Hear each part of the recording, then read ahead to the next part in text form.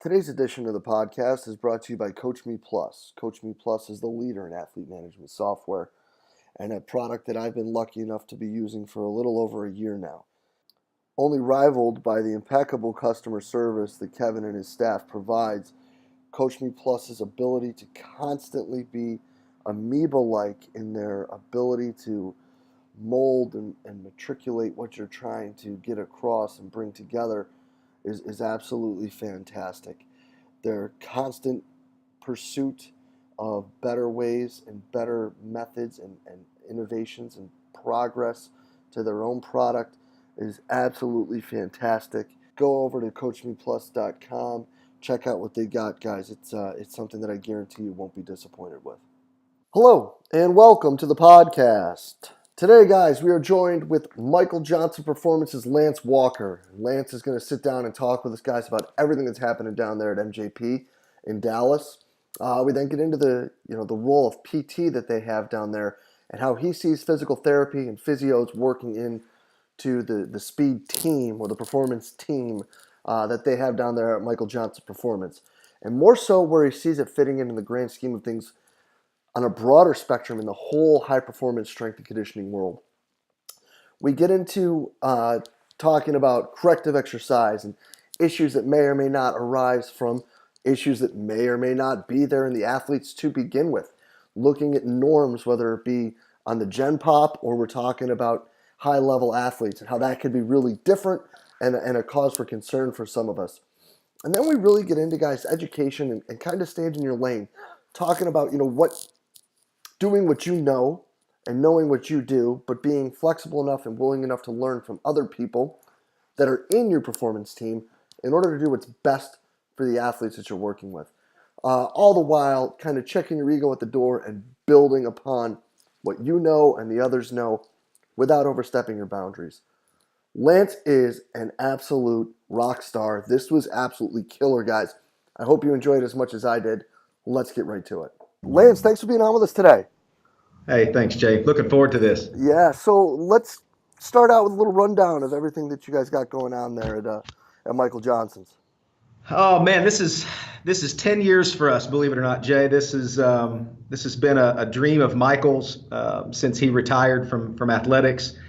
He's a local Dallas guy. A lot of people don't know that. They always ask, "Why are you in Dallas?"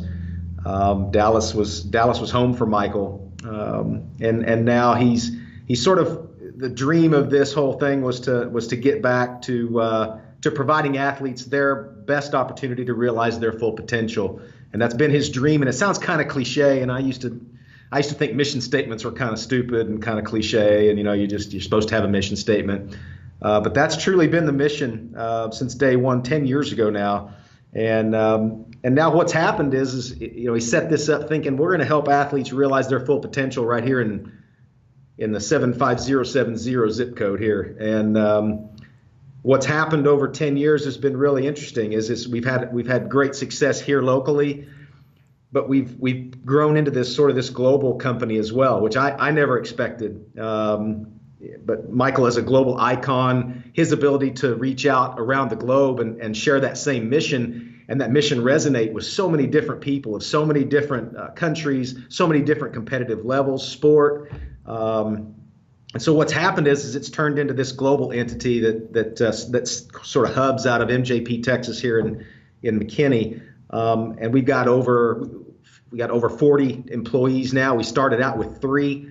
So it's starting that crescendo in terms of staffing and the ability to reach out globally requires a lot more travel. So I've got specialists in Eastern Europe right now. I've got specialists in South America. I'll be sending more specialists to China. Myself and Michael travel around the world, setting these things in motion. And he and I will be leaving next week to head down to the Caribbean to spend some time with some Olympic committees down there. So it's really you ask, what are we doing right now? I mean, my gosh, there's so many things that we're doing, but it all pulls back to that same mission statement. And it's any athlete, any level, any sport. Do you want to get better? Do you want to realize your full potential? And that's truly what we're doing here day in and day out. As I watch out the window here, a 9-year-old just walked up. He's going to go in and take part in a speed camp this morning. Right behind him was a potential first round NFL draft choice. And he's coming in getting ready for the NFL Combine. Now, they're not working out in the same groups, but believe it or not, everybody in this building looks at those two exactly the same way. They both want to realize their full potential. And when they're in this building, they're really the same. They really are the same when you boil it all down. They're after the same things. They want to be version 2.0 when they walk out today. And that's our responsibility. That's our charge. No, and that's absolutely awesome. And I think that, anybody can take that directly into their own weight room. Is that it doesn't matter who it is, it's what it is, and building that from there. Now, something that you guys do that's pretty unique is how you incorporate your PT work into the speed training. And obviously, Michael was okay at running fast, so I'm real interested to hear how you guys incorporate all of that down there in Dallas. Yeah, that word, sort of sports medicine. I'm kind of tired of that word, guys. I'm probably going to upset some of your viewership, and I'm sorry. I'm that weird guy that decided to go to physical therapy school and become a physiotherapist after I was a coach. So I was already a coach in the collegiate ranks for a while, and my mentor and my boss, Joe Jurassic at the University of Oklahoma, said, look, you're always asking us questions about why we have to send guys to the training room and away from the strength coach for a period of time, and then those guys end up coming back, and we're not really sure what they're ready to do, what they can do. Who are you keep sending those people to? Well, we send them to physical therapists.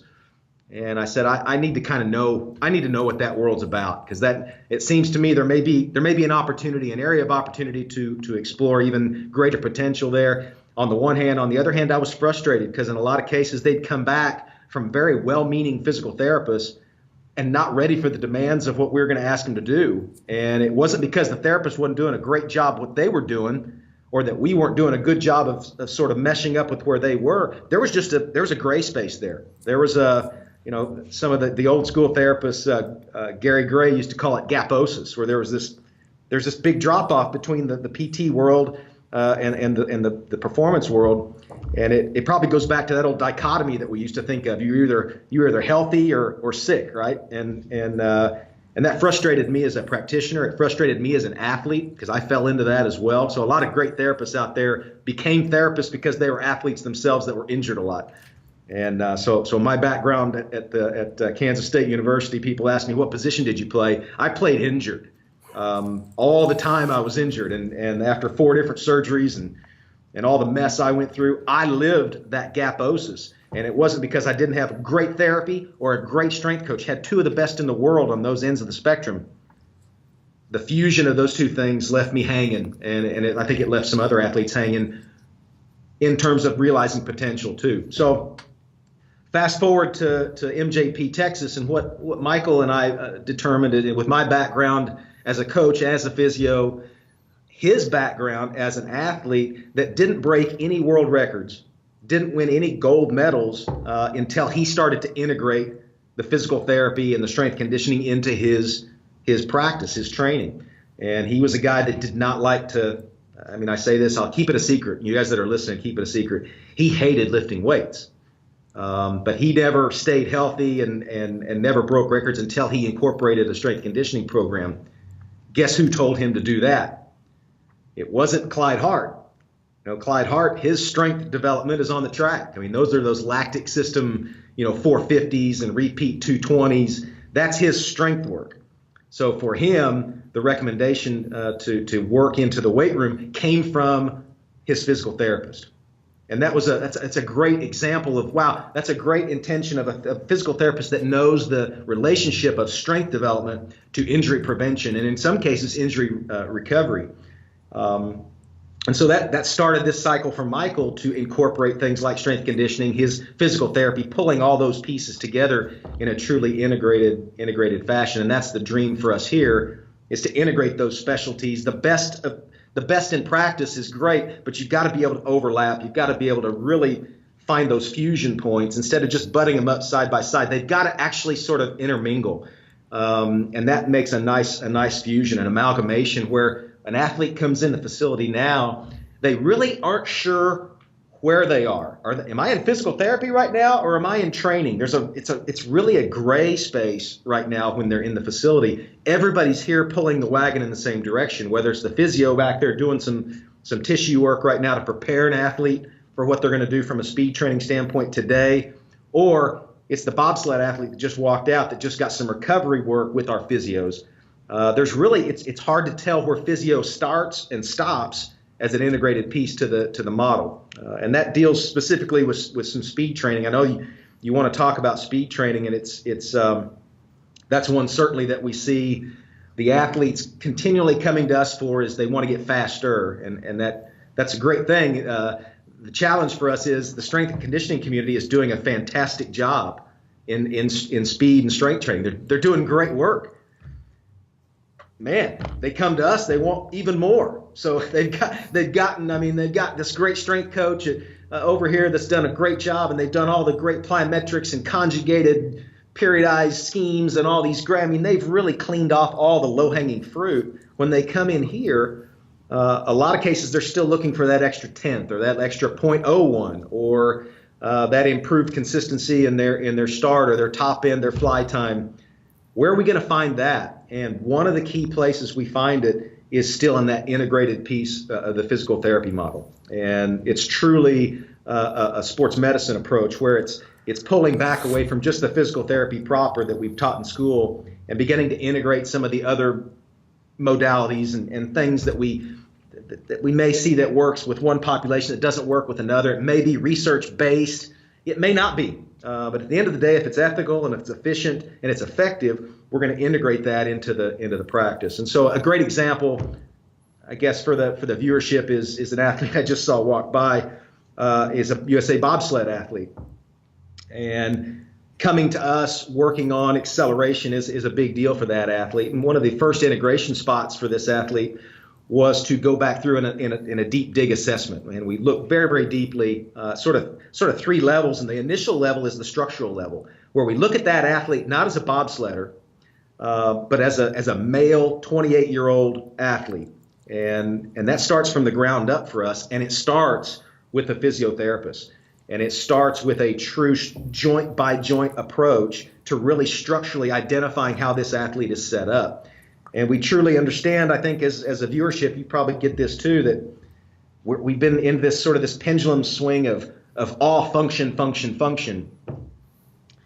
Structure can drive function, and function can drive structure. I mean, we see that as a coach. It's not like this one or the other thing. You train structure and function. It's hard to differentiate the two. It's kind of like saying all we train is movements and not muscles. Well, you can't train a movement without training a muscle. It's hard to distinguish. So we really take a look first with the physio integration structurally, joint by joint up the chain, everything from joint integrity to obviously past medical history is going to be one of the big ones that we're going to tease out. We're going to wormhole that past medical history all the way up and down the chain to the joint above, the joint system below. But then we're also going to take a bottom-up approach through the whole system, whether there was an injury history there or not. We're going to look everything from first ray all the way up to the cervical spine and everything in between to see if we can tease out any areas of potential opportunity for improvement. And the big challenge for that, Jay, and I'm sure some of the physios that listen to this podcast will agree with me, is the physio space. We've been trained on what normal is. Nobody here is normal.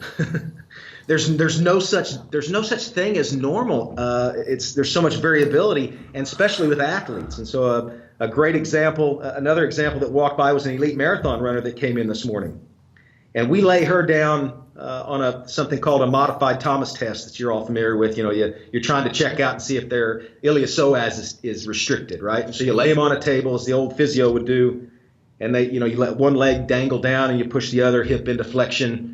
And you're looking to see if that thigh is parallel to the ground and if the knee is dangling vertically at 90 degrees. And that's supposed to be a good thing.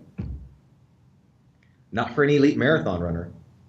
That could be a death sentence for an elite marathon runner. For them to have a positive or a bad Thomas test, physiotherapy-wise, could be the very thing that helps them in their economy and efficiency of running.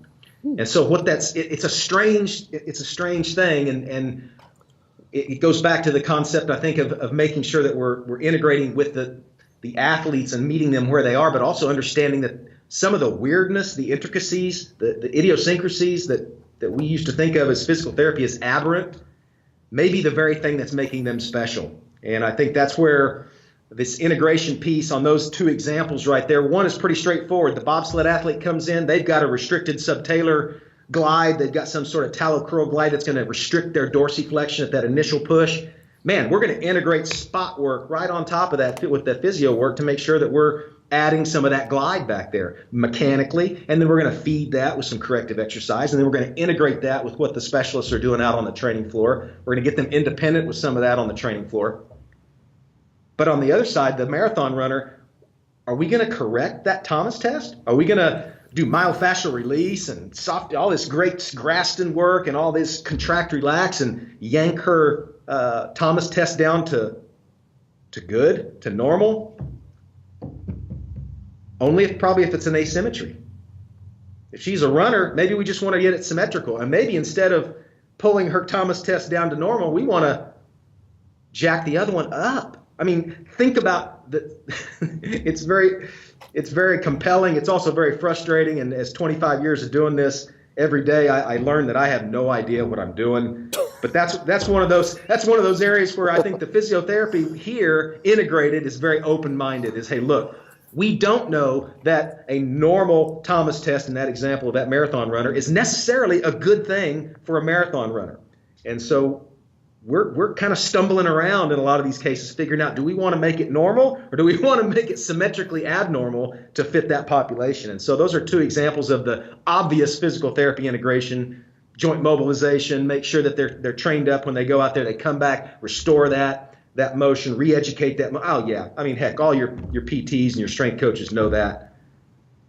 But the head scratcher is the one, man, are some of those weirdnesses that we see, are we getting in the way as therapists? We're trying to make them normal, and by making them normal, we pull them away from abnormal, and it's the abnormality that's actually giving them some of their chance to be the best versions of themselves with their sport. That's an absolutely fantastic line. Because, yeah, like if you were, I'm sure, to evaluate LeBron James, I'm sure there are some things that would show up in the general population as a red flag.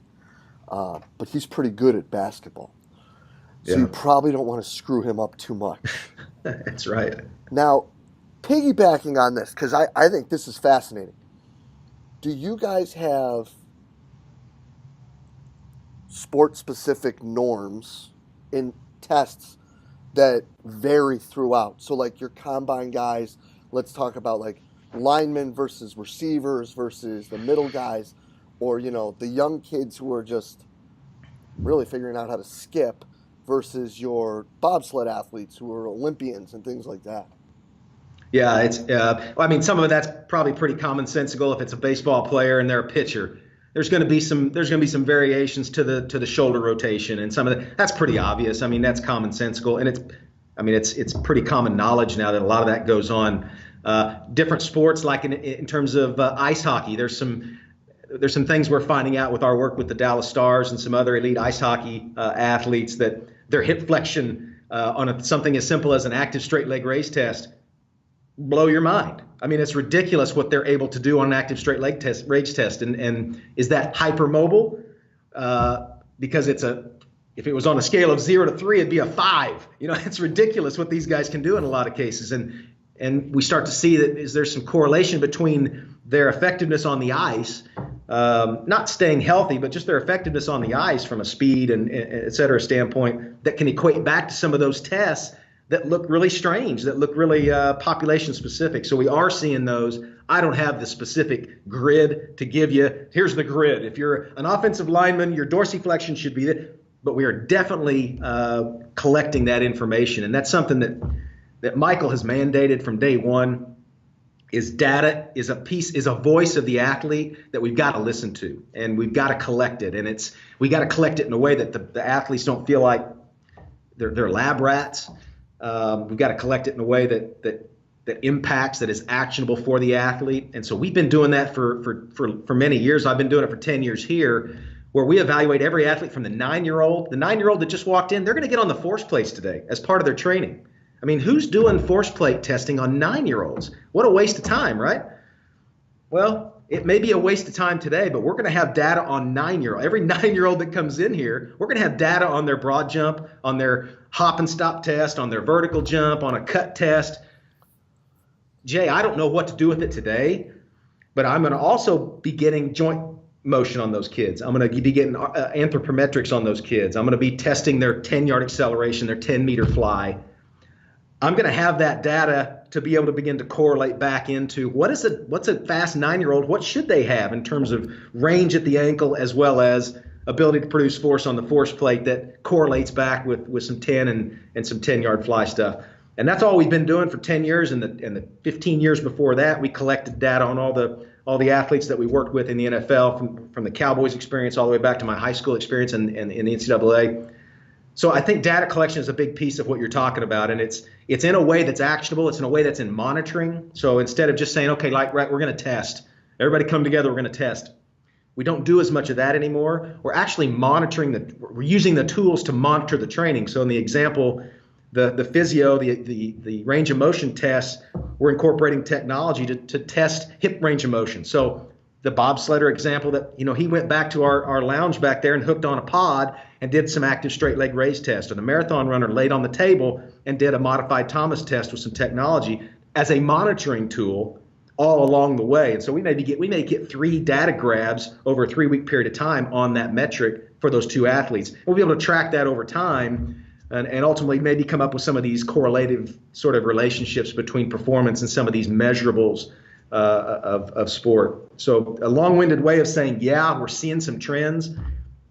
I'll probably be dead and gone before we have the matrix set up where it's exactly like this. And again, the variability, you throw that in there and all of a sudden you're like, well, wow, it depends. But I absolutely think that we're finding some of those across different sports, not just the baseball shoulder thing that we've known for years, but things like marathoners, things like elite sprinters, the things like we talked about with some of the specific youth-related aspects as well. So it's coming. It's just not quite fleshed out yet. Oh, 100%. And again, the other thing you'd have to incorporate in there in that evaluation is anthropometrics, which would be even harder to connect and correlate because, the fastest man on the planet right now, a lot of people would say probably shouldn't be that fast. Yeah. Yeah, it's interesting on that one is that whole reciprocal ponderal index of Usain Bolt that's throwing everybody for a loop. Like, my gosh, how are we ever going to get athletes to that sort of a reciprocal ponderal index, even if that's a number? Is that a number we should follow? Does that mean anything to have a 45 on an RPI? I don't know. It's so easy to track, though. It's a data point that takes you about 26 seconds once every 3 weeks to monitor. Why not grab that data if you can put it inside of your training session where the athlete they don't feel like they're detracting from their training. It's a data grab. But now I've got that for the 5,000 plus speed athletes that we've been training. Is that going to be a factor that we should pay attention to when it comes to, hey, strength coach, how much weight should you put on this athlete? Well, gosh, I want him to be bigger and stronger. And okay, hold on a minute. Some of this data may be supporting that his limit based on his height right now, his limit of weight is here. Please, strength coach, make him stronger. And now we know we can make people stronger with that cross-sectional area increases, right? Let's leverage that. We don't have to be bigger. If that ponderal index is something we decide is impactful, here's the limit of his weight gain, coach. He cannot weigh more than 195 pounds, period.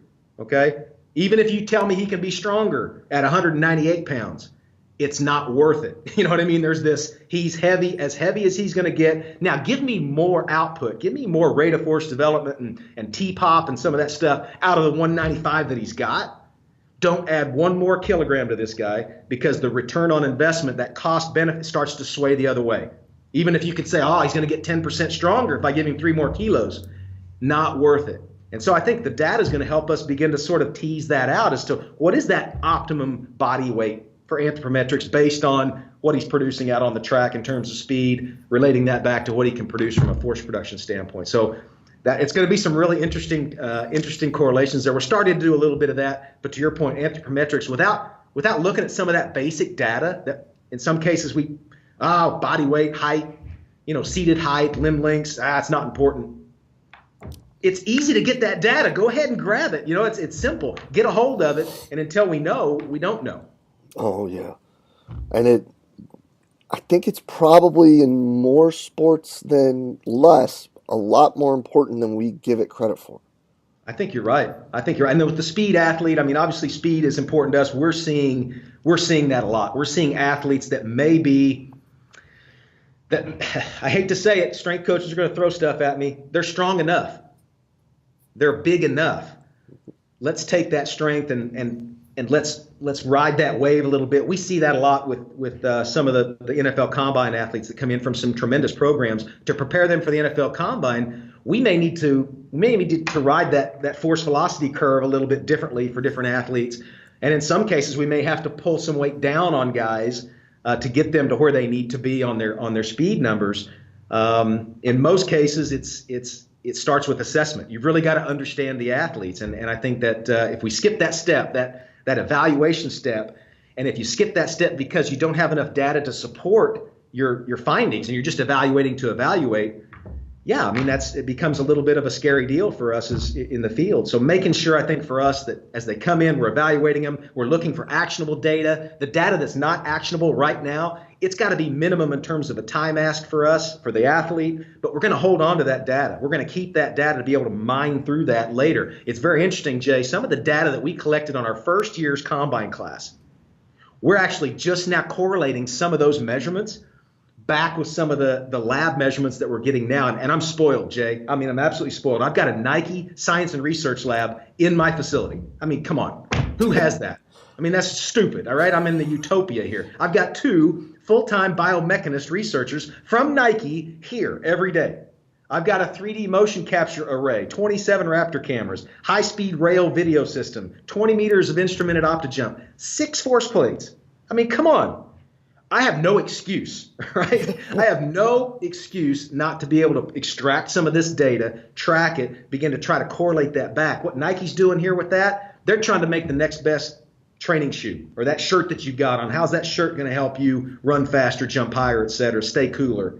So for them, that's what's the data is important for them. So they're looking at the athletes the way we are too, only they're looking at the data in a different way. The data is still important. That force plate data that kid throws down on the track today, he doesn't even know he's going over a force plate. He's just running sprints.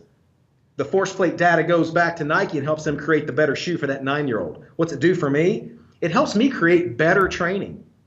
And the data, it's embarrassing, Jay. I go back and look at what I did 10 years ago in our combine training, and shame on me. Shame on me. Some of the things that I thought as sacred cows, from physio to sprint mechanics to start techniques, I thought I was doing the best by my athlete.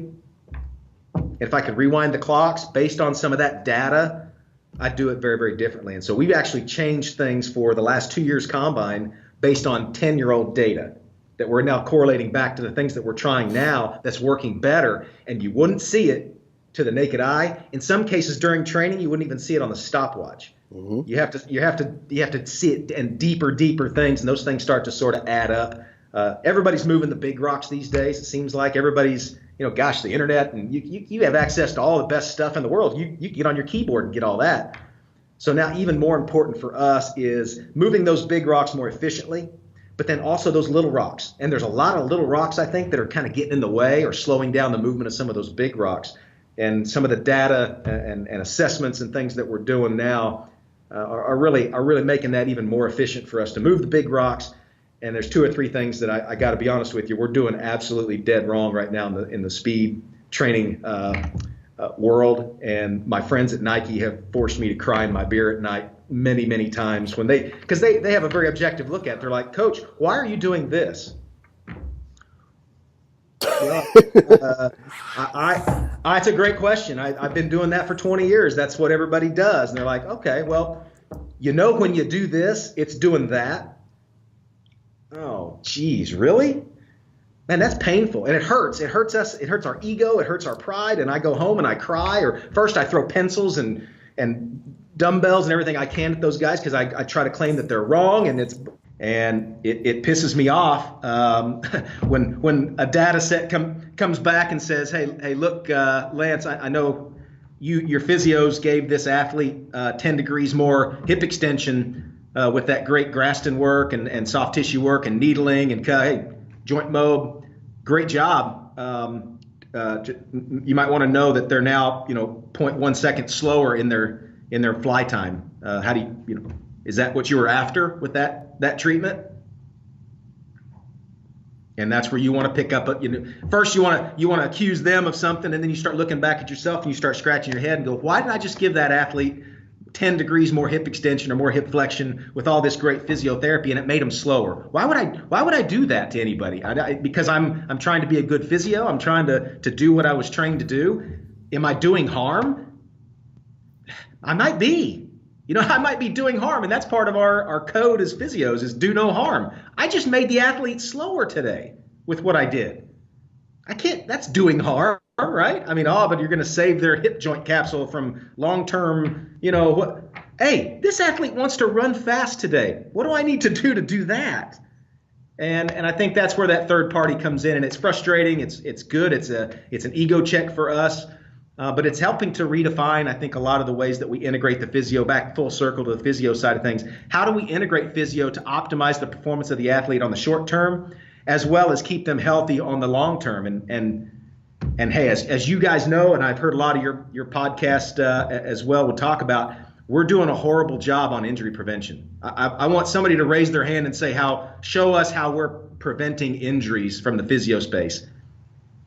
I'm going to wag my finger at us all because we're not. I mean, let's face it. We can't even cure the common hamstring strain, for crying out loud. I mean, it's ridiculous, right? That we still have to say that we still have athletes. The hamstring strain ratios are still going up in the EPL. They got some of the best physios in the world over there. How come those strain ratios keep going up?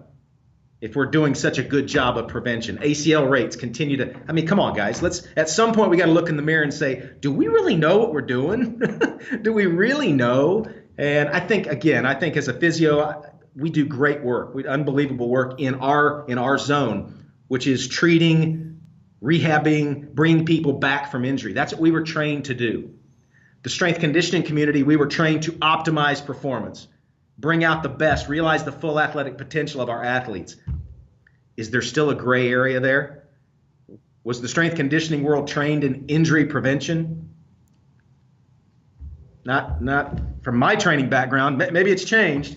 Was the physiotherapist, were we trained in injury prevention? We took a couple of classes there. It seems like we still have a gray space there. And I think that's the wonderful spot on the physio side of things, from a strength coach physio background versus a physio to strength coach background, that I sit in a weird space where I feel like I can play pretty well in that space. And even I feel like at times that we've got a long way to go. And I think that from a speed training standpoint and optimization standpoint, I think we've seen all these great trappings of how physiotherapy integrated into the programming can help. In some cases, in my case, I'm looking at things that I may be getting in the way of my athletes. I may actually be trying to help them and actually slowing them down from a speed standpoint. But I think there's a huge gap still there to fill in. It's going to take both. It's going to take the strength conditioning community to pull into there. It's going to take the physio community to pull into that space. It's also going to take the applied sports science community, that data collection, to pull into that space. It's even going to take some PhDs to come in and help us understand what is artifact, what is significance, how do we make sense of that data. It's going to help have all four of us pull into that space. And before we can get into that space, and I think and really do any real good, Jay, I'm going to have to check my ego at the door. I'm going to have to unpack my ego and leave it out in the hallway. Because if I come in and I get my underwear in a bunch because you start telling me I'm a physio and I don't know how to prevent injuries, well, I'm a physio and I'm not going to be able to help because my ego's in the way. Same with the strength coach. Strength coach, you don't know about keeping people from getting injured. Well, all of a sudden, gee whiz, now the physios can't talk to the strength coaches, the applied sports scientists. You put them in the mix, and they're looking at us like we're a couple of wild heathens arguing with each other. They can't help us. And the PhDs won't even come close to it because they're like, well, you guys get that stuff straightened out before you bring me any data to help you kind of figure out how that all fits. And so for me, I think there's a huge frontier. We started this discussion about the integration of PT. There's a huge frontier left over there, and I'm really excited to see how data and applied sports science and the physio space and the strength conditioning can kind of move into that zone and really work really well together to unpack this, because there's so much opportunity left, not only for injury prevention, but yeah, potentially also for the speed development. Yeah, that's some absolutely fantastic points. And I think looking back through what we just talked about, understanding that there is gray area and a lot of stuff we don't know, and we have to continue to learn, and we need to continue to look outside of our own realm for help in these situations. Not so much to find the answers, but to get help from Yeah. people that know. You've got to bring data in, and if you're going to bring data in, you got to use it. You at some point. It doesn't have to Yeah. be if you take a number on Tuesday, you got to implement something Wednesday. Yeah. Even if it takes 10 years, you've got to be able to use this stuff to make things better. Yeah. You got to remember that they're athletes. They're not, you know, Craig and Betty at the local, shopping plaza walking around. What makes them different might be what makes them really good. And Yeah. when you start changing things, you can ruin things. Yeah. And and, Yeah. and last but not least, man, you got to work as a team. And Yeah. Yeah. And Jay, I tell you what, you know this, and I hear all the people on your podcast tell it too. And I'm humbled to be on that, believe it or not. Those guys are and gals that have been on this podcast. I've learned so much from listening to them. And it's something I hear. It may not say it as brutally as I say it. But look, guys, we can't be there's genius in everybody, right? I mean, you have a genius. You're not a physio. So strength coaches, stop trying to be physios, okay? You're not helping the athlete when you try to become a physio. Physios, listen to me. Stop trying to be strength coaches. You're, okay? Learn from strength coaches. Learn and imbibe some of that into your practice, but stay in your lane. You know what I mean? Do what you do great. Be the genius in your lane. And I think if we can all kind of come back to that, where it's not this, I'm going to give you a bunch of tools as a strength coach so you can pretend to be part physio in your role. Man, come on, man. I shouldn't. That shouldn't be the way this works. We're going to learn from each other, but you be the best at what you do, strength coach. I'm going to be the best at what I do, physio, and we're going to get in a room and we're going to figure out how to mesh those two things together. And I'm not going to try to be you, and you're not going to try to be me. We're all going to be on this. Remember the old concept of the sports medicine team or the sports performance team? Okay, we all have roles to play, right? Be the best version of yourself in your role today. And then when we come together, now all of a sudden we've got something. It's just like that, the quarterback trying to throw a pass to himself in the end zone to win the game. I mean, let's stop trying to do that, okay? And I think that's a frustration of mine, is that potentially we're strength coaches, we're trying to be physios, and physios, we're trying to be part strength coach. And be you. Be the best version of you for that team and for that athlete. And ultimately, I think we do best by our athletes when we stay in our lane, be the best version of ourselves in our lane, coordinate together. And I think then we give our best to the athlete for them to realize their full potential. And I think that's probably where I sit after 25 years of screwing this up. And I screwed it up yesterday, and I'll probably screw up today. So I'm not sitting up here like I'm telling everybody what to do. Man, I screw up more than all of you people listening, every one of you. And I screwed up yesterday. I'll screw up today. But my athlete deserves me to be the best version of myself tomorrow for them. And so the mistakes I made today, I'm going to correct them. I'm going to correct them with my staff. We're going to figure out how to be better, because that athlete that just walked out, when they come back, I got to be better for them tomorrow, because that's what I'm asking them to be, right? And I think that goes a long way to what you're talking about. 100%. Lance, that is an absolutely fantastic spot to leave it on, man. I can't thank you enough for this. This is killer. People are going to love this. Thank you so much for taking the time. Wow. Thanks, Jay. Appreciate the opportunity, man. Yeah, man. Well, we'll be in touch real soon. All right, buddy? Thank you. Cheers. Thanks, Jay. Yeah. And a huge thank you to Michael Johnson Performance's Lance Walker for spending some time with us today and talk training. Guy's absolutely killer, right? I mean, a guy who's seen both ends of the spectrum as a strength and conditioning coach at the collegiate level and now in the private sector, who went back, got his PT license, and is working as a physio, kind of going back and forth running the program there. Some really awesome points, some really awesome information, talking about collecting data, which is obviously something that's really big and sexy now. Like, can you do it just kind of as a flyby? Can you do it in training? Does it have to be a completely different touch to the athlete or something completely different that they have to do? That can end up being, distracting and borderline a pain. And then holding on to that data and doing stuff with it, whether it's today, tomorrow, or 10 years from now. Just that in of itself is just absolutely priceless information. So I can't thank Lance enough for spending the time with us. And as always, guys, if you enjoyed the talk, share it to the social media outlet of your choice. Anything, guys. Anything we put out there, go ahead and share it. The new My Thoughts Monday, what we're doing with the Drew review on Thursday, the presenter introductions we're doing Wednesday for the seminar. We're going to start doing some Flashback Friday stuff, and of course, everything you guys hear here on the podcast. If you haven't subscribed yet, please do on iTunes or Podomatic and on YouTube as well, because if you want to watch it when you're sitting at your desk, that's an easy way to get all the information as well. Guys, can't thank you enough for everything you do for us here at Central Virginia Sport Performance. We will be back next week with another awesome guest. We will see you then.